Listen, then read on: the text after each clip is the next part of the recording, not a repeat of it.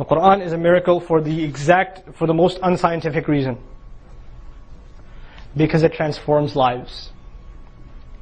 To this day, there are people they'll be the last person you would think would be a Muslim. The last person on the face of this earth. One of my best friends in the world, his name is Abdullah, his original name is Mike. He was a neo-Nazi. Tattoos all over his body.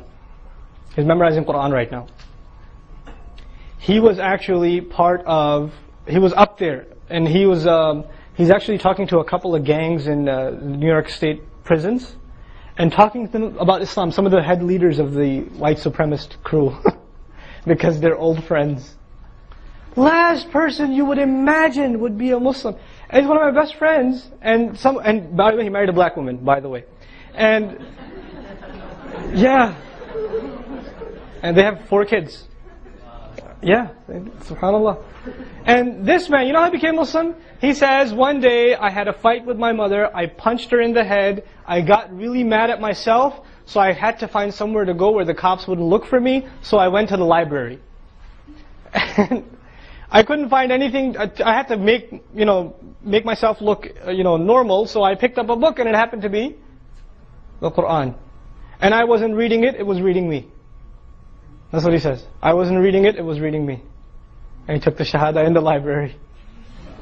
SubhanAllah.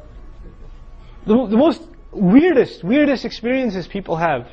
When they read the Qur'an, it just completely transforms their lives. My daughters go to an Islamic kindergarten, preschool. I started it, I was the principal first. But I quit when we found a suitable replacement. The replacement is a woman. She's Japanese. She was born in Japan, she migrated here. And she was a very high-power executive downtown. She used to work on Wall Street.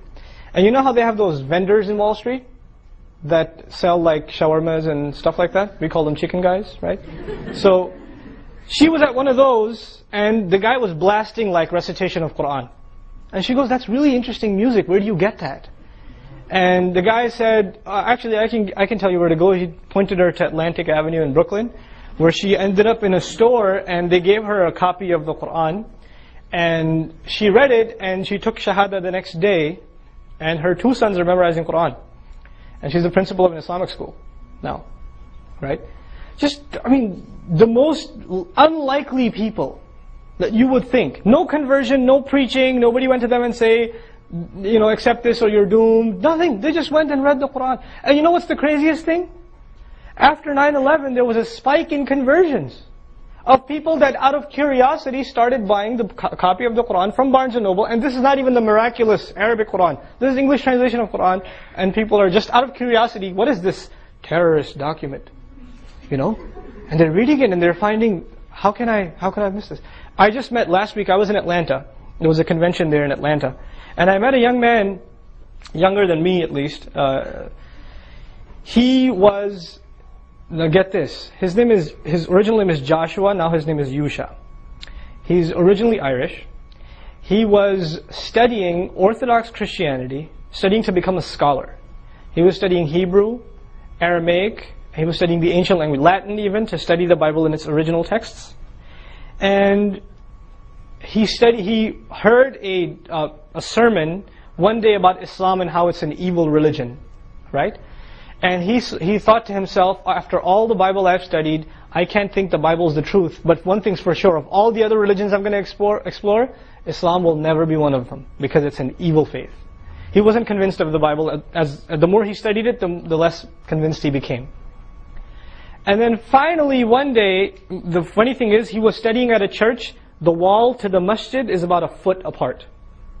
He was studying at this place. And he used to park his car in the masjid, at the mosque, and then go to church.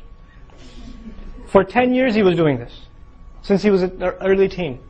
And then one day somebody saw him and said, "Hey, the Friday prayer is going on," because he was going on Friday to church to speak to his priest.